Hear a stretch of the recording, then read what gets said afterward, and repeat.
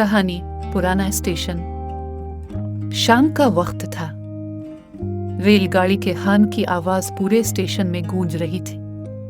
लोग जा रहे थे, आ रहे थे, मगर एक बेंच पर एक लड़का चुप सा बैठा था। अचानक एक लड़की इसके सामने आकर रुकी।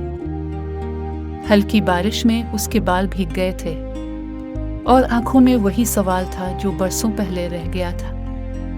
तुम अब भी यहाँ आते हो? इसने आहिस्ता से पूछा।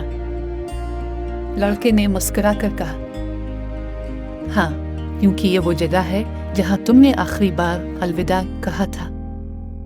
शायद मैं इंतजार नहीं कर रहा, बस यादों के शोर में खुद को ढूंढने आता हूँ। लड़के की आंखों में आंसू आ गए।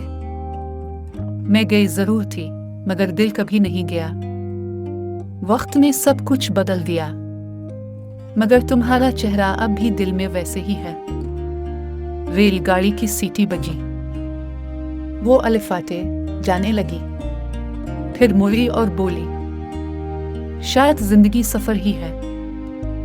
कुछ लोग मंजिल बन जाते हैं और कुछ हमेशा के लिए स्टेशन पर रह जाते हैं। वो चली गई और लड़का बारिश में भीगा हुआ अब भी मुस्कुरा रहा था, क्योंकि बाज़ जुदाइयां मोहब्बत को खत्म नहीं करती, बस इसे वक्त से आजाद कर देती हैं।